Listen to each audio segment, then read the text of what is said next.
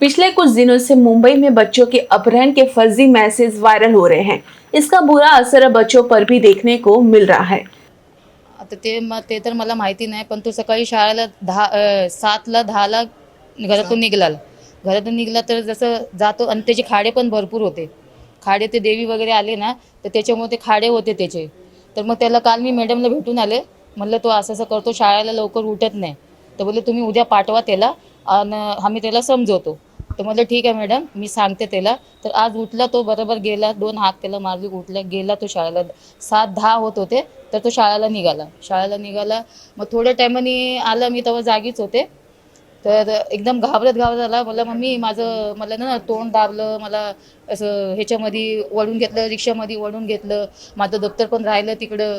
तर मी घाबरले, म्हटलं असं कसं झालं. म्हणून मी शाळेमध्ये म्हटलं चल तू पहिला आधी मी सरांच्या कानावर घालते, त्यांचं काय निर्णय मी हे करणार. मॅडम संगती बोलले, त्यांच्या संगती बोलले.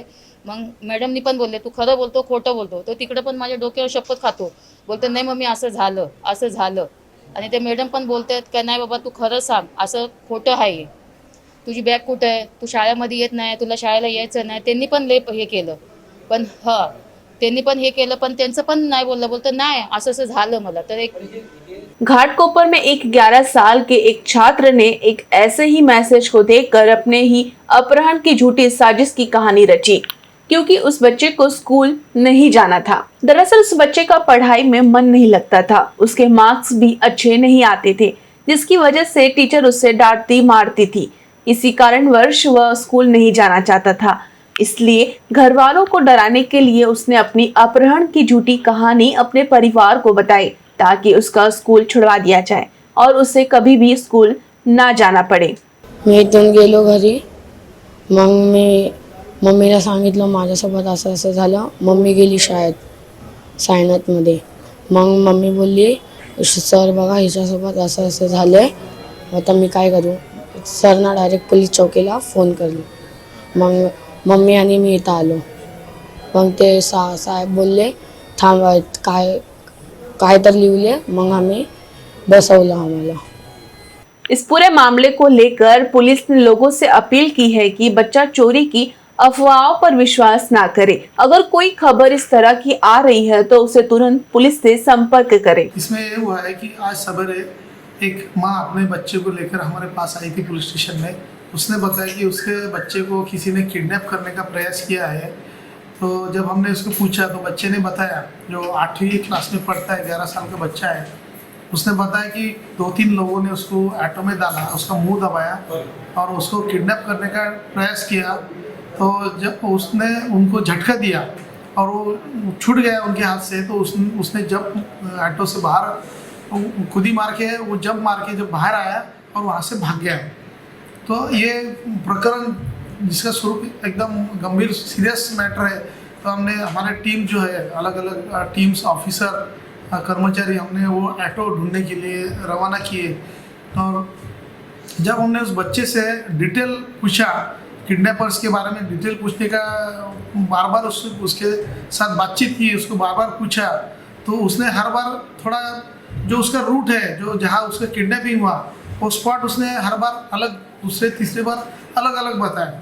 तो हमें उसके वजह से हमें उसका डाउट आया कि ये अलग अलग क्यों स्पॉट बता रहा है, अलग अलग बताता है और ऐसा रूट बताया कि जो उसके स्कूल का, उसके घर का रूट नहीं है।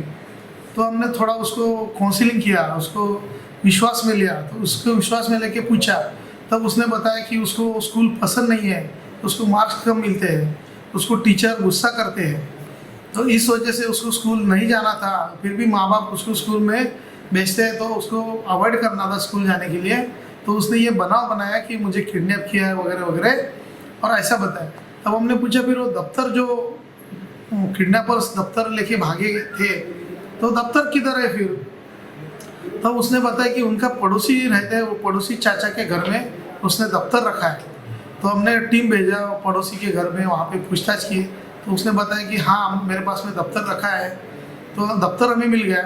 फिर हमें विश्वास हो गया कि बच्चा जो बात बता रहा था वो पूरी तरह से गलत बता रहा था, पूरी तरह से झूठ बता रहा था। फिर हमने उसको ज़्यादा डिटेल्स में पूछा कि भाई ये आइडिया तुझे कहाँ से मिला, तो ऐसे झूठ क्यों बोला। तो झूठ इसके लिए बोला कि उसको स्कूल नहीं जाना था, उसको पढ़ाई में उसका दिल नहीं लगता है। तो फिर हमने पूछा कि फिर तू ये मतलब ये आइडिया किधर से आया किडनैपिंग का, ऐसा बताने का घर वालों को डराने के लिए।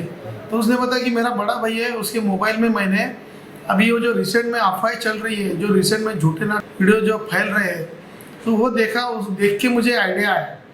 तो मेरी जनता से आपके माध्यम से अपील है कि कृपया ऐसे फेक वीडियो, फेक मैसेज ना वायरल करें। हमारे माननीय सीपी साहब फणसाळकर सर, हमारे joint CP sir Vishwas Nangare Patil sir, हमारे region sir Shri Sanjay Darade sir और हमारे डीसीपी प्रशांत कदम सर, ये सब बार बार प्रयास करते हैं। हमारे पुलिस स्टेशन की तरफ से भी ये बार बार जनता को अपील की जाती है कि ये सब फेक है, गलत है, आप इस पर विश्वास ना करें।